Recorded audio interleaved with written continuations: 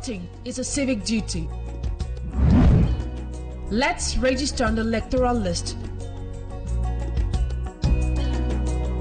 This is a message from Equinoxe television.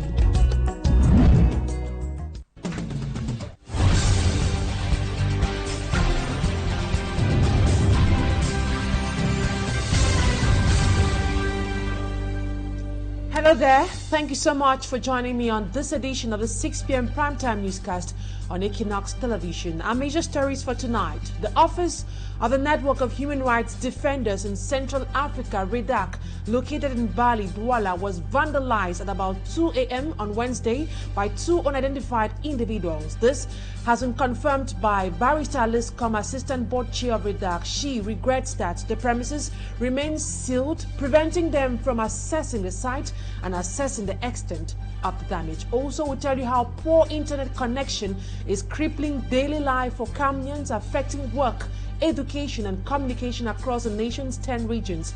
Frustration is mounting as disruptions persist, with many pointing accusing fingers at telecom companies. Those are top stories tonight. The news in full in a jiffy.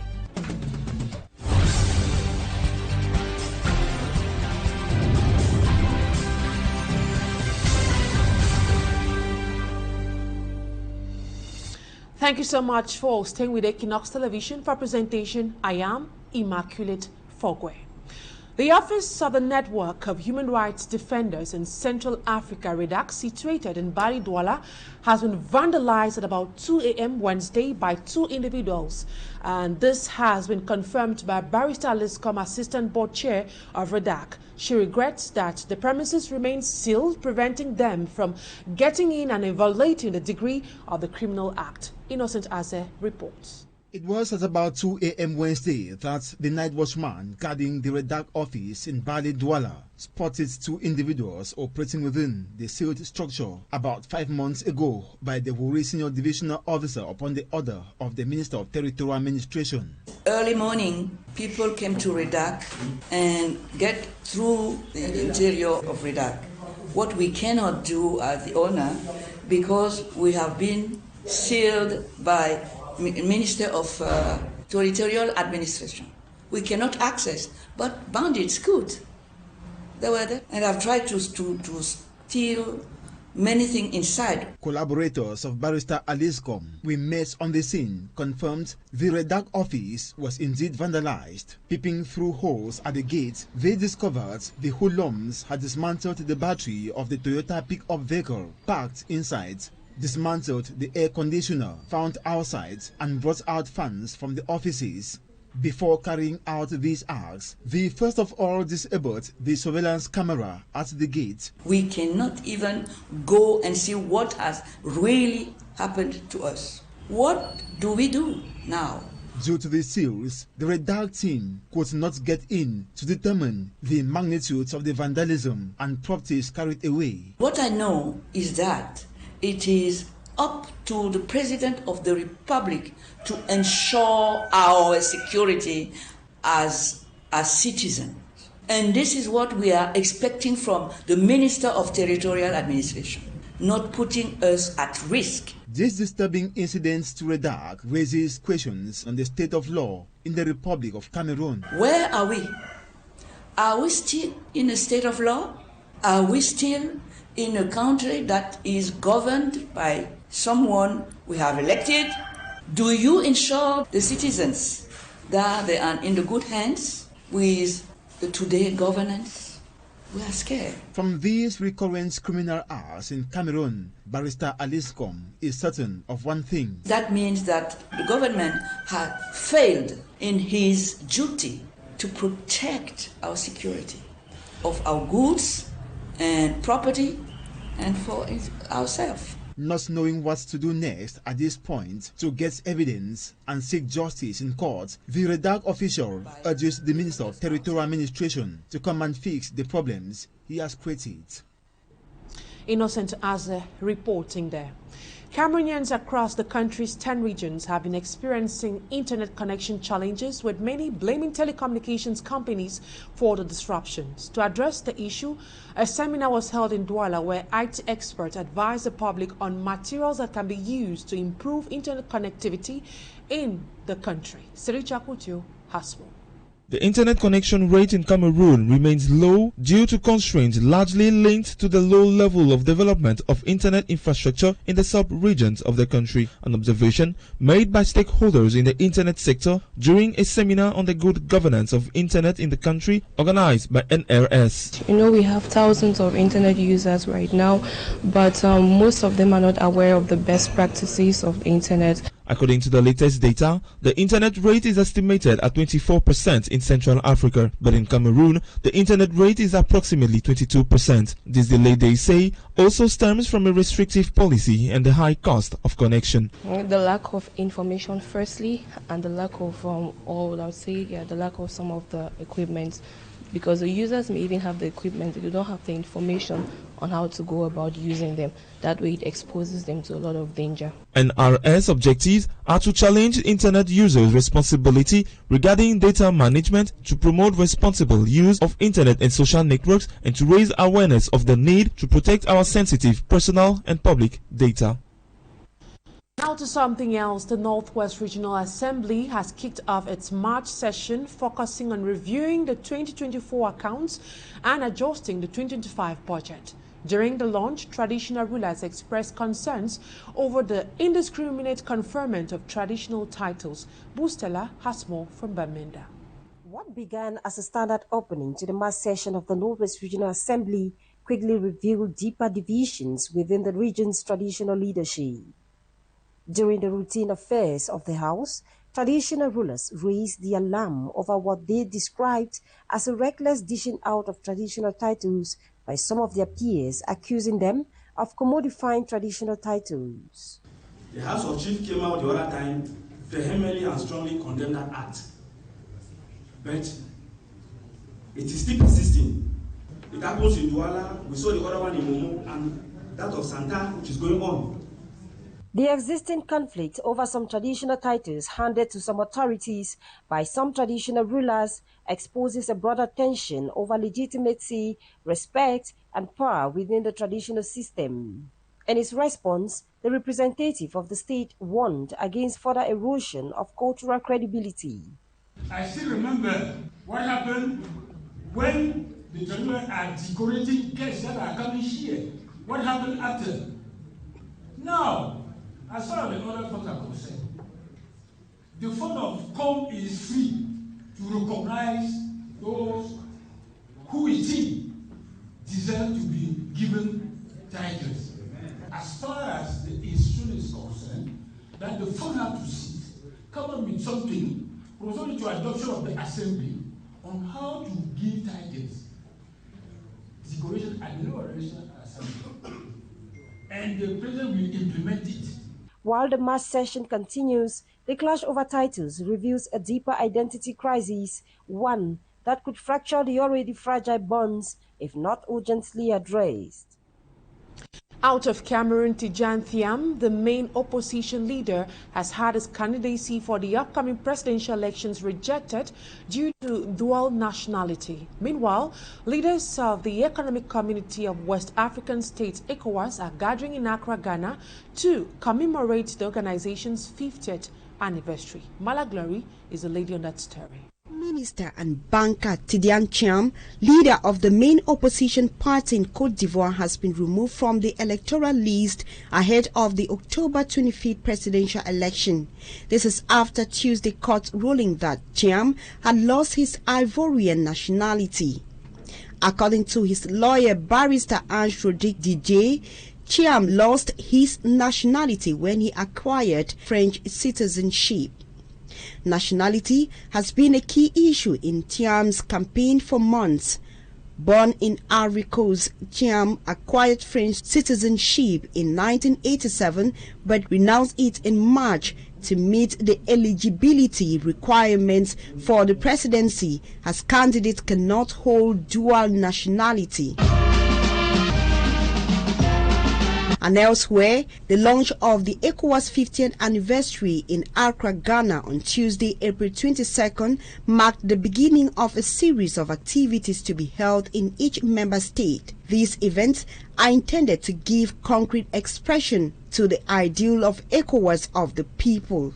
The 50th anniversary celebrations has as renewed commitment to deeper integration, prosperity and stability across West Africa, underscoring the unity and shared vision that have defined the bloc since its founding in 1975. Declaring the launch event open, the president of ECOWAS Commission, Dr. Omar Touré, stated that 50th anniversary celebrations are intended to celebrate, reflect, preserve and build on the gains of regional integration for the people. He noted that ECOWAS has played a key role in uniting the diverse nations of the region. He reaffirmed the bloc's ongoing commitment to enhancing trade, security, and political stability in West Africa. I would like to salute efforts being deployed by His Excellency President Mahama, President Faure Gnassingbé, President Bassirou Diomaye Faye, and indeed the chair of ECOWAS Authority of Heads of State and Government, His Excellency Bola Ahmed Tinubu. As part of the launch, ECOWAS unveiled its official Golden Jubilee logo and theme, setting the tone for a year-long series of commemorative events across the sub-region. And still out of Cameroon, the mortal remains of the Holy Father Pope Francis has been transferred from his Casa Santa Marta residence to the St. Peter's Basilica. There, his body will be laid in state for the faithful can pay their last respect until he is buried on Saturday. And Abila tells us how it has been happening at the St. Peter's Basilica since early today. Her report. Over 20,000 people are already gathered at the St. Peter's Square to pay their last respects to the late Pope Francis, applauding as his coffin was carried into the Basilica. The College of Cardinals, led by the Camerlengo of the Holy Roman Catholic Church, began here. That funeral mass will be presided over by the Dean of the College of Cardinals, Cardinal Giovanni Battista Re. He will later be joined by patriarchs, cardinals, archbishops, bishops, priests, consecrated religious, and the lay faithful to bid farewell to the Holy Father, Pope Francis. At the end of the Mass on Saturday, the late Pope's body will be taken into the St. Peter's Basilica and then to the St. Mary Major Basilica, where Pope Francis will finally be laid to rest. Now to our sports page. Referees in Cameroon have launched a sit-down strike to protest poor treatment by the Cameroon Football Federation executive. Referees Union President Alium Sidi has cautioned against pressure and corruption. Simon Gonbelek, president of the Littoral Branch, highlights all the challenges faced by referees in this report done by sportsman Smart Chikangero. Planned to start on Monday, April 21, 2025, the referees of the Elite 1, 2 and Women's Football League have begun their sit-down strike, which is caused by the non-payment of the salary for the past 5 seasons. Apart from money, the referees are not happy with the current FECAFOOT executive. The federation has the responsibility to dress the referees, but since this executive took up duty, they have never done so. The dresses of referees are those from the Seydou Bombonjoya era. The head of the Littoral Branch of the Referees Association say workshops which are meant to upgrade their activities are not organized. The new referees we have had never attended any training workshop per se, not even to get into a better hotel. At Bankomo, they are asked to look for food. This year, there was a diarrhea outbreak. Though an official document hasn't been received either from the presidency or the Ministry of Sports and Physical Education, the referees who were told verbally about the availability of the funds with the federation are requesting the FA to come out clearly. If the federation knows they have not received a dime from the state, they should officially send out a media release to clear the air. For referees who want to be manipulated, they are being warned. Referees who are manipulated by the federation should know that they will be sanctioned by the Referees Association's hierarchy. With the start of the strike action, all eyes will be on the pitches this Wednesday to see if referees will be present for the midweek Elite One games. And despite the strike order, a group of referees gathered at the Douala Bonamou Sadi Stadium to officiate the League One football match between Aigle du Mungu and Kotong Sport of Garua. The match is part of the 20th round of the championship. That's it for this first part of the news. Talking Point is up next.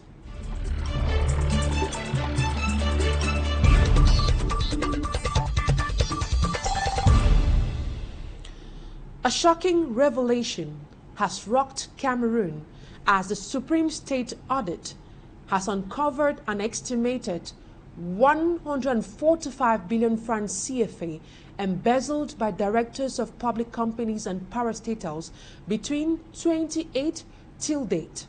The staggering figure, disclosed by Minister Ba Acharos, delegate at the presidency in charge of the Supreme State Audit, highlights a deep-seated issue of corruption within the country's public sector. The audit, conducted by government's own service, suggests that the actual amount embezzled could even be higher if an independent audit were conducted. This raises serious concerns about the extent of for the financial mismanagement. Our guest tonight is a civil society actor. He's known as NJI Lucas. Good evening, NJI Lucas. It's a pleasure having you on Talking Point tonight. 145 billion francs CFA embezzled by directors of public companies and parastatals between 2028 and 2024. What's your understanding of this staggering revelation made by Minister Ba Acharos Fomunda? Good evening, Immaculate. It is my pleasure being your guest tonight on Talking Point. The report by the Consupe boss, as I think as it is known in French, Madame Rose Ba Acha Fomunda, whom is the minister delegate at the presidency in charge of the Supreme State Audit. That was reported recently with regards to 145 billion francs CFA, which is said to be an amount recovered for 20 years. I see it rather as some kind of a joke. You may want to ask me why. If we go by Cameroon budget pay here, and if we look at what is on the ground, if we take 20 years to bring out persons who have stolen in this country, and we say they have stolen 145 billion CFA francs from 2004 right down to 2024. I think it should be 2008 or 2008 to 2024. It tells how much we are not being honest to the Republic. I want to say that there are institutions that I did not get them when these reports were being given. For example, I don't think she could go to the SNH boss, to talk about that. I don't think she had gone to Sonora. I don't think she had actually gone to Tradex. She had gone to SDP, But what is most important is that she made mention of some people who think that they are more than what the state is as concerning her report. On one hand, I applaud her efforts. On the other hand, I disagree with the amount, in the sense that it is not the only institution. It is the institution that actually judges, questions, and ensure that the things are done the way they have to be done. If we go by what Reverend Dr. Jodene Masigam talks about when he talks about CONAC and the rest, if you look at the amount of money that is stolen based on Equinoxe report. Go to Equinoxe report 2023 report. Then you will understand why I said I don't believe such. And we must admit the fact that it is like you call your daughter to fight the sister. We know that people in this country are traced and tracked and brought to order once they do not align. Howbeit, it is a challenge. It is a challenge seeing that we cannot fight the wrong things in this country when we know that they are indeed happening. So, Immaculate, I think that it will be good, for Madame Rose Mba Acha for Mundam to explain to Cameroonians how possible this was, because Equinoxe report 2023 is way beyond what she has presented for close to 20 years or for 20 years. Now, being the Supreme State audit, that definitely means she has a right to carry out investigations. And some of these companies you just mentioned, we are not quite clear or quite sure if she didn't carry out some audit in these companies, as you rightly said. But then, what are the most significant challenges in fighting corruption in Cameroon's public sector? And are you convinced the amount can be recovered? Good evening, Immaculate. It is my pleasure being your guest tonight on Talking Point. The challenges are not the things that you and I do not know, Immaculate. Of course, I believe that at this moment, we know that in Cameroon, once I have a relationship with the president, which my relationship is somehow more cordial than yours, it makes it difficult for you to have control over me. We have seen that recently. That is why, if you go by what happened, you look at the tussle that was where the board chair wants the meetings to hold, where they were supposed to have their board meetings. I'm talking about the head of the SNH. I think it should be the National Hydrocarbon Company. You understand that it becomes very cumbersome for this to happen when you have such caliber of person. However, I am still not very comfortable that for close to 2 decades, all that was recovered is 145 billion francs CFA. And the question is why? The answers I've given is summarily why we cannot have that. So we are almost in a state where there are people who think that, there are things that only they must do it directly with the head of state, because they know that they have a personal relationship with the head of state. If you look at this also, we are in Cameroon. It may shock you that there are people that only the head of state can call them to order. But the foundation of all of this, as one of the challenges, is the head of state's denial to actually set the enabling decree to bring in and put the Article 66 of the 1996 Constitution in full force. This is because it would have solved these problems. Once a man is there and he declares his asset before assuming office, and shortly after when he is leaving office, he declares his asset, it makes it easier. So what we are going through is what I call someone acting, with total complacency, someone being an accomplice for the things Cameroonians are going through. It's all about the precedent, where you cannot talk about how much you had before you're taking office. So these are not the things. Now, relatively to the I think it should be the Nigerian crime investigation or financial investigation fraud institution, the EFCC, yeah. If you look at the EFCC has the power, to summon you, to prosecute you. But it is not the case in Cameroon. What impact do you think the recovery of embezzled funds will have on the lives of ordinary Cameroonians? This would have on ordinary Cameroonians. Of course, Immaculate, it's enormous. If I start listing them today, I don't think Talking Point will be enough for me to use to list the impact. If I were to begin, I'll start from the Isu to Bamenda Road. I will not take it from Isu to Wum. I will not take it from Wum to Bamenda. No, I'll start from Isu or from Furawa right up to Bamenda. You can clearly see what it means. 145 billion francs CFA with regards to how much we tar a kilometer of road or a square meter of road cannot even tar that road. That is only issue alone.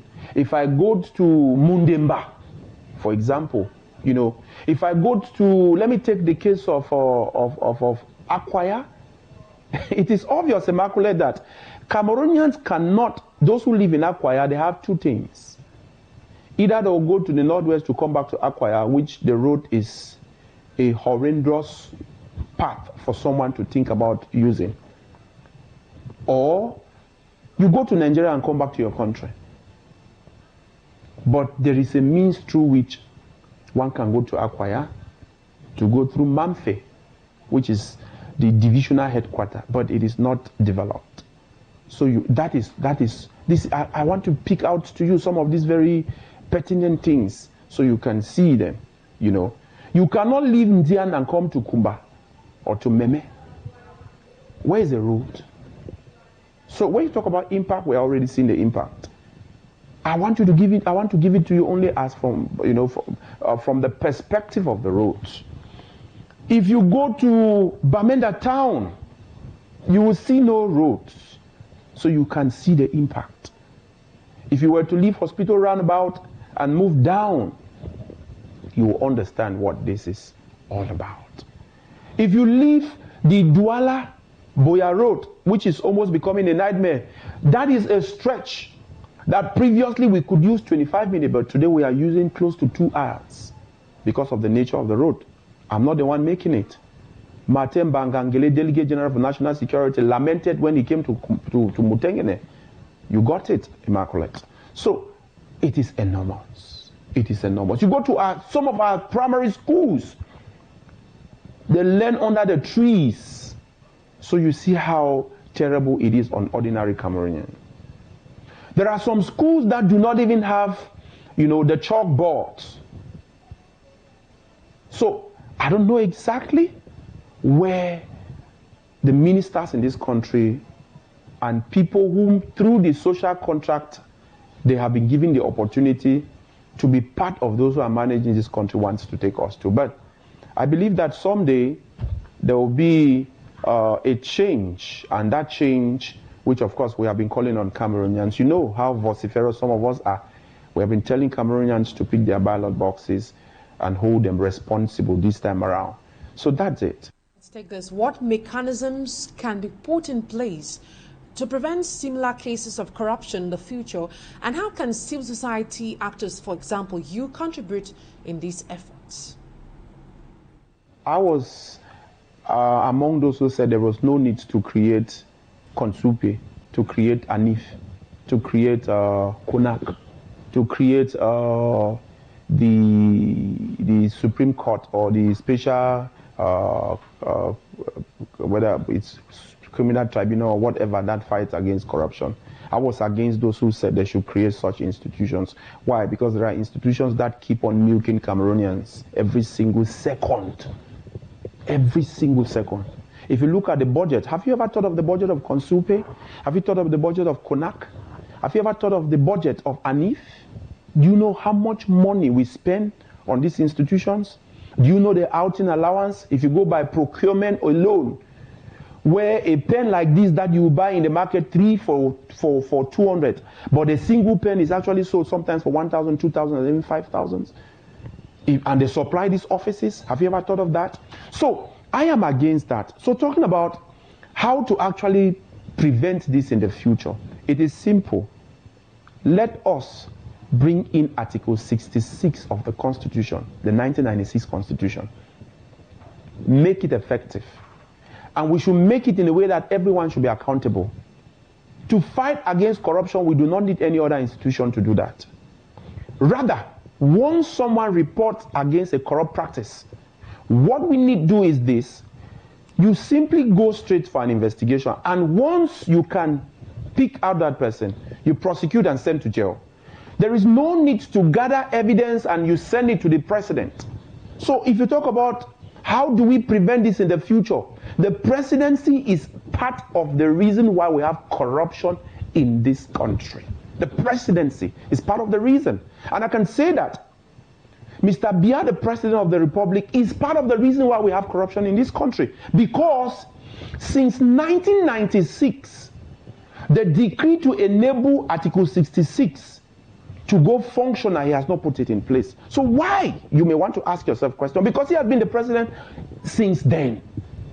He has been the president, so why? The role of the civil society, which is what I'm doing, is to call on the government to ensure that there should be transparency. There should be governance. Governance on its own means good governance. There's no need talking about good governance. We can only talk about characteristics of good governance or traits of good governance, which is grossly, sadly lacking in Cameroon. They know every day. How do you explain the garbages everywhere? Yet we talk about corruption. We cannot completely blame these institutions because we have seen the work being done by Equinoxe with the Operation Sparrowhawk, which gave a lot of hope at some point because we were able to recover some millions of francs, a CFA. However, thank you so much for accepting my invitation on Talking Point tonight. It is my pleasure always to be on Talking Point. I'll leave the people tonight. Let us endeavor to do what is right. Cameroon was not actually sold to some people. It's our nation. Thank you. And that's it for this edition of the 6 p.m. Primetime Newscast, ladies and gentlemen. It's always a pleasure being with you. See you tomorrow, same time, God willing. Bye-bye for now.